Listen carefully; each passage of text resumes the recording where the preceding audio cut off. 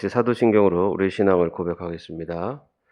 전능하사 전지를 만드신 하나님 아버지를 내가 믿사오며 그 외아들 우리 주 예수 그리스도를 믿사오니 이는 성령으로 잉태하사 동정녀 마리아에게 나시고 본디오 빌라도에게 고난을 받으사 십자가에 못 박혀 죽으시고 장사한 지 사흘 만에 죽은 자 가운데서 다시 살아나시며 하늘에 오르사 전능하신 하나님 우편에 앉아 계시다가 저리로서 산자와 죽은 자를 심판하러 오시리라.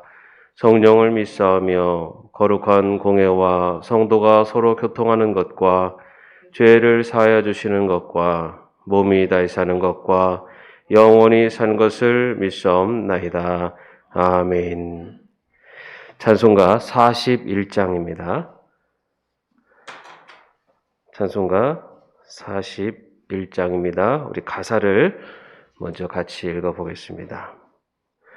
내 영혼아 주 찬양하여라. 온 뜻과 정성을 다 모아서 사랑과 은혜 풍성하시니 주 안에 참된 기쁨이 넘치도다.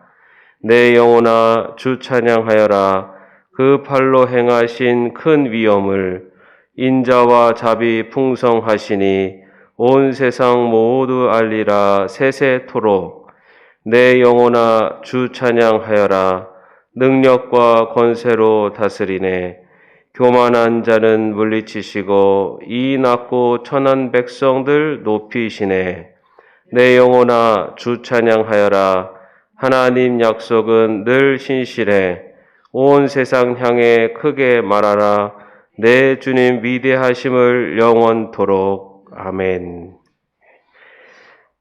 찬양도 잘 모르는 찬양 중에 하나인데요. 같이 한번 또 불러보겠습니다.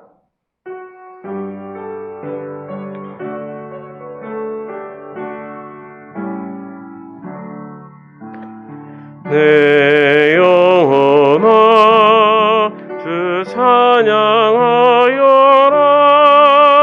온 뜻과 정성을 다 모아서 사랑과 은혜 풍성하시니 안에 참된 기쁨이 넘치도. 조금만 천천히 할까요? 내 영혼아 내 영혼아 주 찬양하여라. 그 발로 행하신 큰 위엄을 인자와 자비 풍성하시니 온 세상 모두 알리라 세세토록. 내 영혼아 주 찬양하여라. 능력과 권세로 다스리네. 교만한 자는 물리치시고 낮고 천한 백성들 높이시네. 내 영혼아 주 찬양하여라. 하나님 약속은 늘 신실해. 온 세상 향해 크게 말하라. 내 주님 위대하심을 영원토록. 아멘.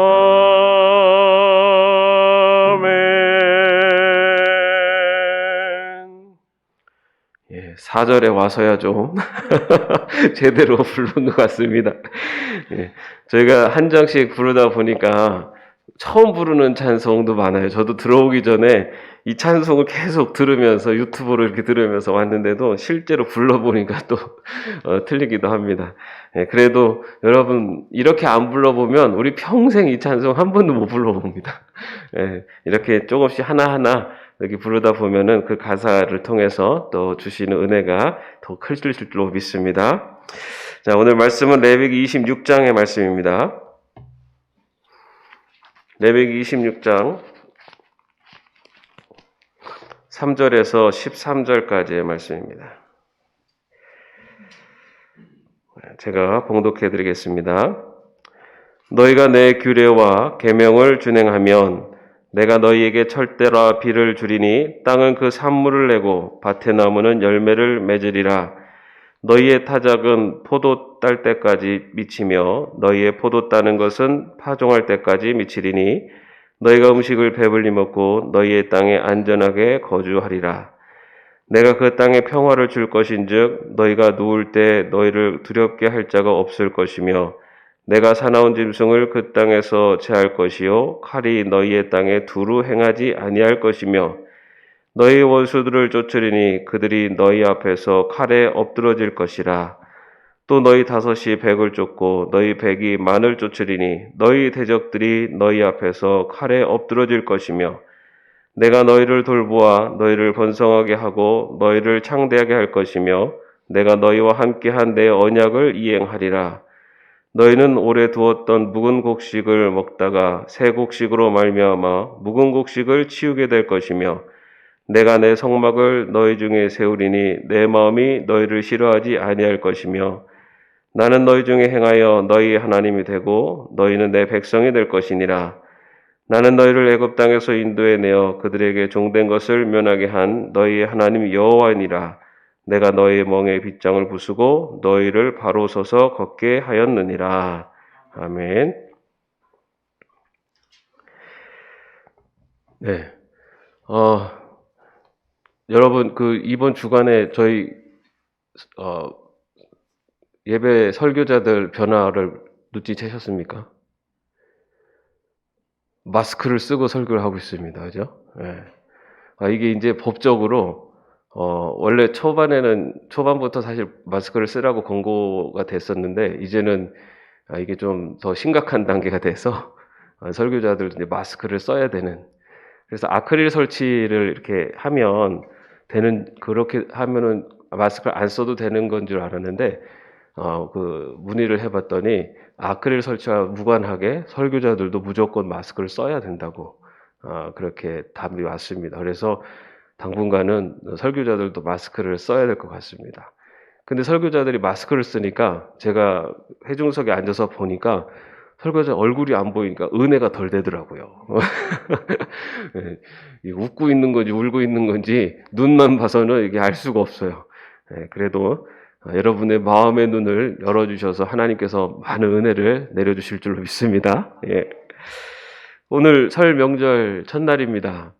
그래서 아마 갈등하시는 분들도 많으실 것 같아요. 왜냐하면 설 명절인데 5인 이상 집합 금지 하면서 가족 간에도 주거지가 다른 경우 5인 이상 모이면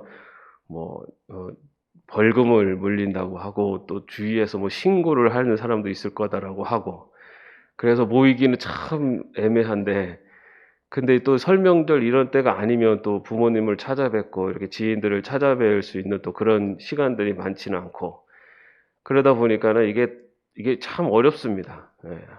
또 우리 부모님들이 또 연세가 있으신 분들은 또 이번이 또 마지막이 될 수도 있다라는 그런 마음도 있고 그래서 이걸 어떻게 해야 되나 해서 이러지도 저러지도 못하고 있는 아마 그런 분들이 꽤 되실 것 같아요.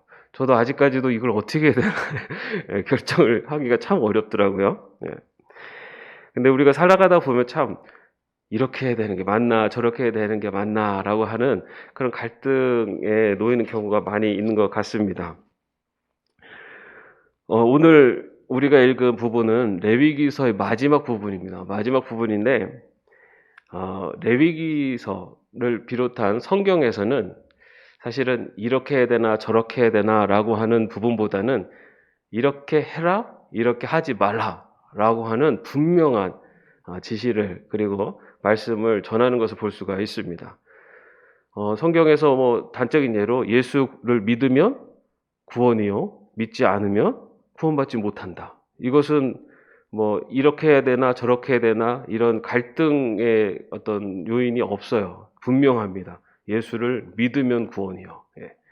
오늘 레위기서에도 보면은 하나님의 말씀에 순종하면, 오늘 특히 26장 말씀에 보면은 하나님의 율례와 규례의 계명을 준행하면 하면서 3절에서 13절까지 하나님께서 복을 주실 것이요 라고 하는 그 복이 어떤 복인가가 쫙 나열되어 있습니다. 하나님의 말씀대로 살아가면, 하나님의 말씀대로 살아가면, 순종하면 하나님이 복을 주실 것이다. 반면에 하나님의 말씀대로 율례를 지키지 않으면 어떻게 됩니까? 벌을 받습니다. 심판을 받아요. 너무나 어떻게 보면 명료합니다. 말씀대로 살면 하나님이 복 주실 것이고 하나님이 축복하실 것이고, 말씀대로 살지 않으면 하나님께 심판을 받을 것이다. 그런데 여러분, 오늘 26장의 그 비유를 보면 준행하며 복을 주시겠다라고 하는 절수는 3절에서 13절까지입니다. 그러니까 10절. 그 다음에 청종하지 아니하면은 하나님께서 심판하실 것이다라는 것은 14절에서 39절까지예요. 25절. 축복이 많습니까? 벌이 많습니까? 분량으로 봐도 벌이 많아요. 심판이. 그러면 우리가 하나님 말씀대로 사는 거는 심판이 무서워서 벌 받지 않으려고 살아야 되느냐? 아닙니다. 이 말씀은 기본적으로 하나님의 백성들에게 주시는 말씀이에요. 그렇기 때문에 이 말씀은 하나님께서 벌을 주시기 위한 말씀이 아니라 이미 하나님의 백성으로 살아가고 있는데 혹여나 다른 길로 빠지지 말아라 라고 하는 경고의 말씀인 거지, 하나님은 무서운 분이니까는, 하나님은 벌 주시는 분이니까 무서우니까 믿고 그 말씀대로 살아야 돼 라고 말씀하시는 게 아닙니다. 우리 그것을 좀 분명히 알아야 될 것 같고요. 자, 오늘은 이렇게 상을 주시는 말씀과 벌을 주시는 말씀이 있는데 어느 것을 가지고 설교를 할까 하다가 오늘 설 명절이니까 우리가 그래도 또 축복의 말씀을 갖고 은혜를 나눠야겠다. 여러분들 벌이 어떤 벌인지 궁금하신 분은 오늘 또 성경통도 첫 장이니까 이후에 한번 쭉 읽어보십시오. 아주 끔찍합니다. 자, 그럼 오늘 축복의 말씀을 한번 하나씩 보도록 하겠습니다. 먼저 4절 말씀에 보면요, 내가 너에게 철 따라 비를 주리니 땅은 그 산물을 내고 밭의 나무는 열매를 맺으리라. 자, 당시에는 먹거리가 농사입니다. 농사. 그죠? 농사를 할 때 가장 중요한 것이 비죠, 비. 그죠? 그런데 하나님께서 하나님 말씀에 순종하는 자들에게는 그가 농사를 지을 때 철을 따라 비를 내려주시겠다. 그건 무슨 말입니까? 농사가 잘 될 수 있도록 해주시겠다라는 말씀입니다. 그죠? 그러면서 그 구체적으로 5절 말씀에 보면 너희의 타작은 포도 딸 때까지 미치며 너희의 포도 따는 것은 파종할 때까지 미치리니 라고 나오고 있어요. 여기서 이 타작, 당시 수확은 보리와 밀을 주로 경작을 했는데 보리와 밀의 그 수확을 하는 때가 3월부터 시작입니다. 그리고 그 타작이 포도 딸 때까지 돼 있는데 이 포도는 수확을 언제 하면 7월 달부터 시작을 합니다. 다시 말해서 3월부터 7월 달까지 4개월에 걸쳐서 타작을 해야 할 만큼 그렇게 풍성하게 해주시겠다라는 말씀이에요. 그 타작하는 기간이 그 며칠, 길어야 한 달 이게 아니라 3월부터 7월까지 4개월 동안 계속 수확을 거두들 만큼 그렇게 풍성하게 해주시겠다라는 약속입니다. 그러면서 또 이 포도 따는 것은 언제까지 또 할 수 있게 해주시냐면 파종할 때까지. 파종이라는 것도 10월부터 시작해요. 다시 말해서 7월부터 또 10월까지는 포도 따는 것을 3개월 동안 포도 딸 수 있도록 그만큼 풍성하게 많은 열매를 맺게 해주시겠다라고 하는 것이 하나님의 약속입니다. 그러면서 그것으로 인해서 나오는 어떤 삶의 모습이 10절에는 또 어떻게 나오고 있냐면은 너희는 오래도 어떤 묵은 곡식을 먹다가 새 곡식으로 말미암아 묵은 곡식을 치우게 될 것이다.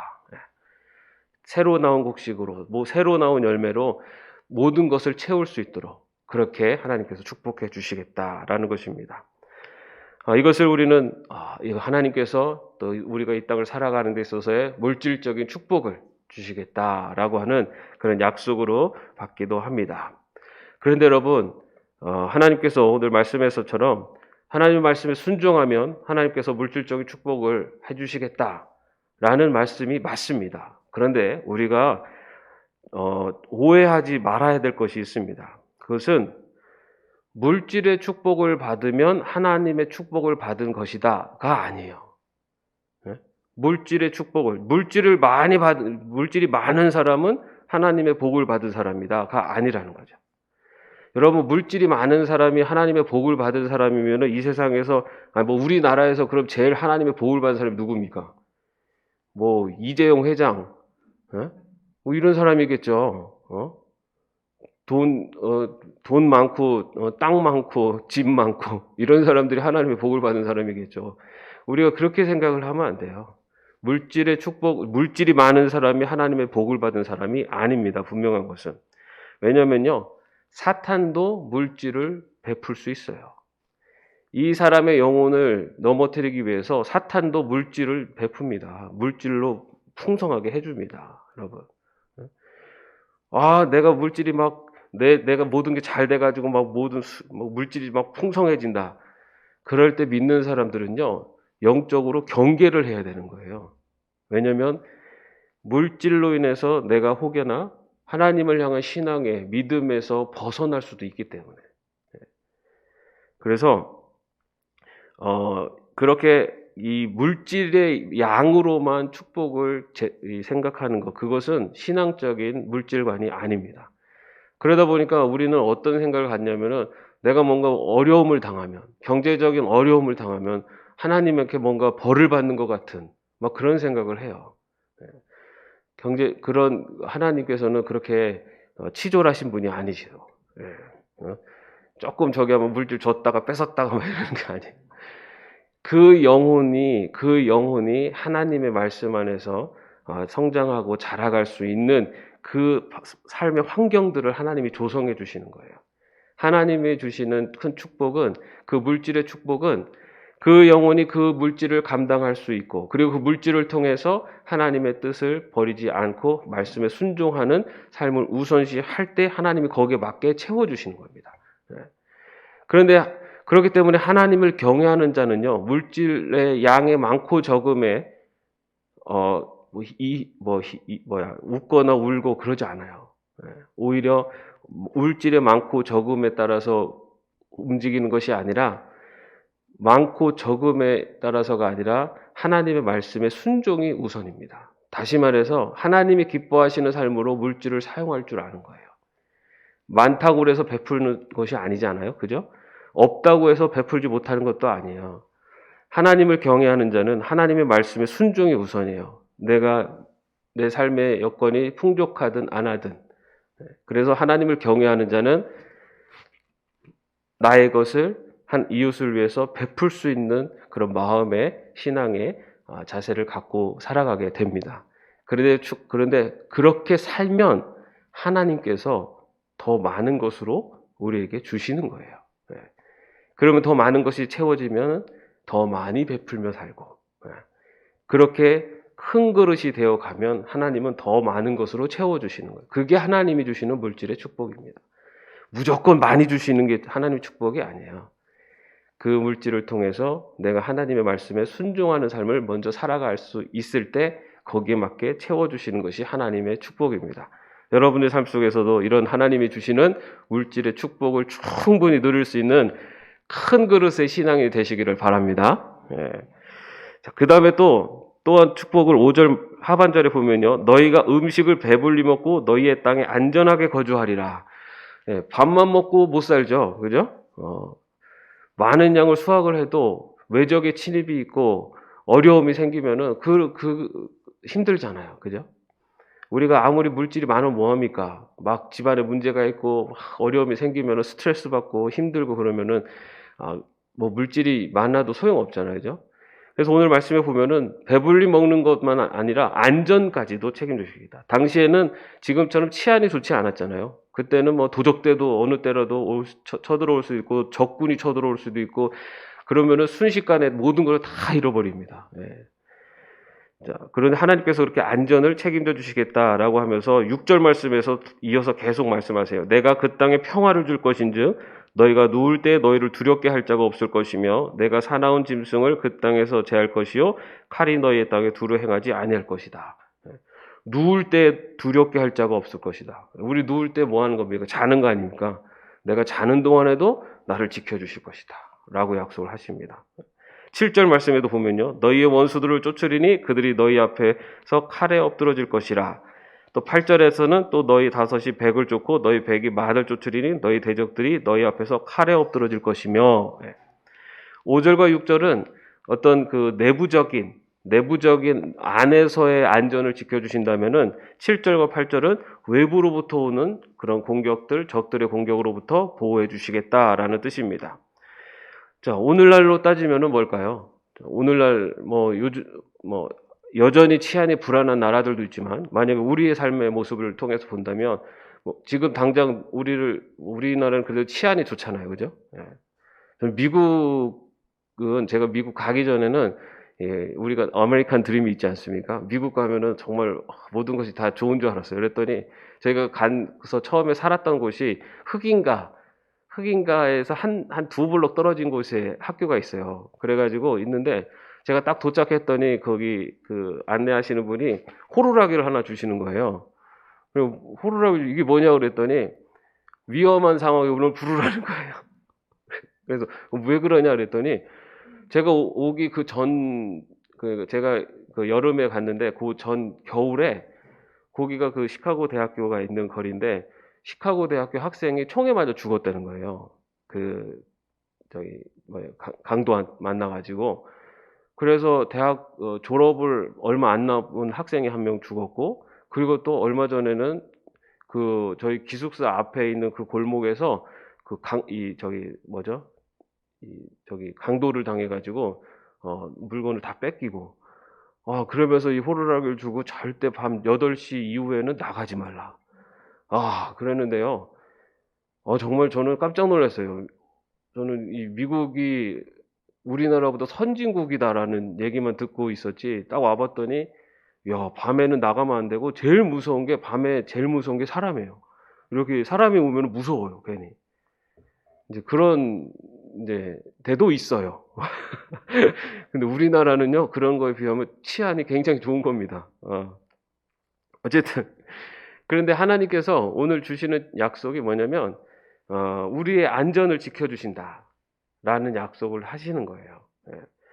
이것은, 오늘날로 따지면은 우리를 안전하게 모든 걸 지켜주시겠다라는 의미도 있고, 또 한 가지는 우리의 삶 속에 나타나는 여러 가지 어려움들, 문제들, 이런 것들을 하나님께서 지켜주시겠다. 그것을 막아주시겠다라는 뜻이기도 합니다.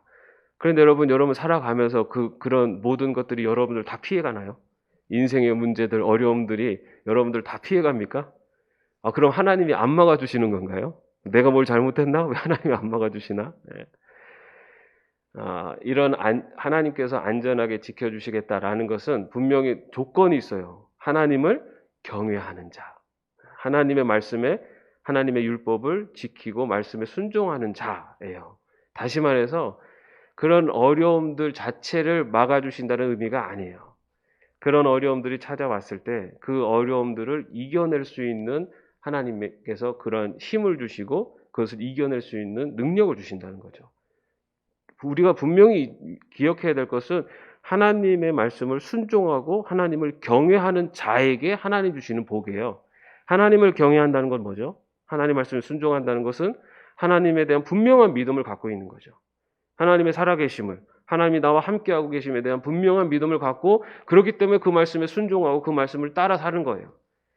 그렇게 그런 삶의 자세를 갖고 살면 어떠한 인생의 문제들이 와도 그 문제들을 피해가는 것이 그게 복이 아니라 그 문제들이 와도 그 문제들을 이겨낼 수 있는 힘을 그리고 능력을 주신다는 겁니다. 여러분, 우리가 살아가다 보면 인생에 많은 문제들이 찾아옵니다. 믿는다고 해서 우리 삶의 문제들이 비껴가지 않아요. 코로나19가 믿는 사람들만 비껴가지 않아요. 우리에게도 찾아옵니다. 그런데 우리에게 주시는 능력은 그러한 어려움 속에서도 하나님을 바라보면서 그 어려움을 이겨낼 수 있게 하신다는 겁니다. 그것이 축복이에요. 내 인생에 아무런 문제가 생기지 않는 것이 축복이 아니라 내 인생에 어떤 문제가 생겨도 그것을 이겨낼 수 있는 것이 그것이 축복입니다. 하나님께서 그렇게 인도해 주신다는 거예요. 우리가 하나님의 말씀에 순종하며 하나님을 경외하는 삶을 살면 그것이 하나님 주시는 축복이고요. 또한 오늘도 9절 말씀에 또 축복이 있습니다. 내가 너희를 돌보아 너희를 번성하게 하고 너희를 창대하게 할 것이며 내가 너희와 함께한 내 언약을 이행하리라. 내가 너희를 번성하게 한다. 구약 성경에 보면은 하나님께서 주시는 큰 축복 중에 하나가 자손을 번성하게 한다. 저 바닷가에 모래알 만큼, 그죠? 자, 그러면은 여러분 자식을 많이 낳은 사람은 축복받은 사람인가요? 그럼 저 같은 경우는 넷이나 낳았으니까 하나님이 그냥 더블로 다 꽃배기로 축복해 주시나요? 예. 자식을 많이 낳은 사람, 그러면 자식을 못 낳은 사람들은 하나님이 벌을 받는 건가요?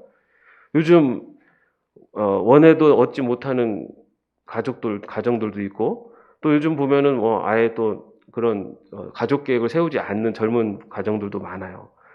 자, 그러면은 자식이 일단 많아야지 축복입니까? 그러면 없는 사람들은 그럼 하나님께 저주를 받는 건가요? 아니에요. 예. 당시에는 어떻게 보면은 농업을 하는 사회였고, 농업을 하는 사회에서는 중요한 복이 뭐였냐면은 노동력이었습니다. 그래서 노동력이 많을수록 어떻게 보면 그들의 농업의 영역들이 더 커지는 거예요. 그래서 자손의 축복이 어떤 가문의 축복과 연결됩니다. 그리고 당시에는 시족 사회였기 때문에 점점 자기 가족 시족들이 점점 늘어나는 그것이 그 가문이 점점 더 커지고 확장되는 거였습니다. 그래서 그게 축복이었어요. 그러나 오늘날에는 그렇지 않아요. 육적인 자식을 많이 낳는다는 것이 축복. 분명히 그것도 역시 또 하나의 축복이죠. 하나님이 새로운 생명을 가정에 주시는 것도 축복입니다. 근데 그거 못지않게 가족 주신 생명을 잘 키워내는 또 하나의 책임감도 주시는 거죠. 예. 자, 그러면은 이 말씀을 오늘날로 해석하면 어떻게 해석할 수 있느냐? 이것은 믿음의 자식을 많이 낳도록 하시겠다라고 하는 것이 바로 하나님의 축복이라는 겁니다. 믿음의 자식. 육의 자식이 아무리 많아도 그것이 하나님의 축복이 아니라 믿음의 자식. 다시 말해서 나로 인해서 하나님을 믿는 그 믿음이 전수되어지고 그리고 그 선한 영향을 끼쳐서 내 주위에 있는 누군가에게 복음이 전해져서 그의 삶이 하나님의 백성의 삶으로 변화되게 하시는 것. 그것이 하나님을 경외하는 자에게 주시는 축복이라는 거예요. 내가 하나님의 말씀에 순종하면서 하나님을 경외하는 삶을 살면 나를 통해서 내 믿음이 내 주위에 전해지고 그로 말미암아서 믿는 자들, 믿음의 자식들이 더 번성하게 하시겠다라는 것이 하나님 주시는 축복입니다. 그렇게 분명히 우리의 자녀들을 믿음 안에서 잘 키우는 것, 그것도 나의 믿음이 대를 이어가는 그 가정에게는 또 더 큰 축복이 될 수 있겠죠. 그러나 그것만이 아니라 나를 통해서 내 주위에 있는 가족을 포함한 누군가에게 믿음이 전해지고 복음이 전해져서 그렇게 믿음의 영역을, 지경을 확장시켜 주시는 것, 그것이 하나님 주시는 축복이라는 것입니다. 여러분의 삶 속에서 바로 이런 믿음의 자식들을 많이 생산해낼 수 있는 그런 삶을 살 수 있기를, 하나님의 축복을 누리며 살 수 있기를 바랍니다. 하나님께서 주시는 가장 큰 축복 11절, 내가 내 속막을 너희 중에 세우리니 내 마음이 너희를 싫어하지 아니할 것이며 12절 나는 너희 중에 행하여 너희 하나님이 되고 너희는 내 백성이 될 것이니라. 뭐 물질적인 것, 안전한 것, 너 자식의 축복, 이 모든 것의 가장 근본이 되는 축복, 내가 너의 하나님이 될 것이니라 입니다. 내 속막이라는 것은 바로 하나님이 임재하시는 처소를 의미합니다. 다시 말해서 하나님이 함께 하시겠다라는 말씀이에요. 여러분, 하나님이 함께 하심이 우리에게 주시는, 하나님의 백성에게 주시는 가장 큰 축복임을 믿으시기를 바랍니다. 하나님이 함께 하시면 지금 앞에 있는 그 모든 축복은 따놓은 당상입니다. 이것 이외에도 얼마나 많은 축복으로 우리에게 함께 하실지 우리는 예측이 불가능해요. 중요한 것은 하나님이 함께 하심, 이 가장 귀한 복, 가장 귀한 하나님의 이 약속의 말씀을 분명히 믿으며 살아갈 수 있는 그러한 신앙의 백성이 되는 것이 바로 우리가 누릴 수 있는 가장 큰 축복의 기름을 믿으실 수 있기를 바랍니다. 오늘 축복에 대한 말씀을 장시간에 걸쳐서 말씀을 드렸어요. 여러분, 그런데 보통 때는 조금 피곤하실 것 같은데 축복에 대한 말씀을 하니까 눈이 초롱초롱 하세요. 여러분, 성경은 분명합니다. 뭐 이래야 되나 저래야 되나가 없어요. 하나님 말씀에 순종하고 하나님을 경외하는 삶을 살면 하나님이 그의 삶을 축복해 주시겠다입니다. 여러분의 삶 속에 바로 이런 하나님의 분명한 약속이 이루어지고 또 그런 분명한 약속을 증거하며 살 수 있기를 주님의 이름으로 축원합니다. 기도하겠습니다. 하나님의 말씀에 순종하고 내 규례와 계명을 준행하면 하나님은 복을 주시겠다라고 말씀하십니다. 오늘 하나님이 주시는 복에 대해서 함께 살펴봤습니다. 하나님께서 주시는 복, 이 모든 복의 근원이 되고 계시는 내가 너와 함께 하겠다라고 하는 이 약속의 말씀을 분명히 붙잡고 살아가는 저희들 되게 하여 주시옵소서. 그래서 우리들을 통해서 이 세상의 축복의 통로가 되어지게 하시고 그 축복에 이 세상 가운데 증거하는 삶을 살 수 있는 저희들 되게 하여 주시옵소서. 예수 그리스도의 이름으로 기도합니다. 아멘. 하늘에 계신 우리 아버지여, 이름이 거룩히 여김을 받으시오며 나라의 마옵시며 뜻이 하늘에서 이룬 것 같이 땅에서도 이루어지이다. 오늘날 우리에게 일용할 양식을 주옵시고 우리가 우리에게 죄진 자를 사하여 준 것 같이 우리의 죄를 사하여 주옵시고 우리를 시험에 들게 하지 마옵시고 다만 악에서 구하옵소서. 대개 나라와 권세와 영광이 아버지께 영원히 있사옵나이다. 아멘.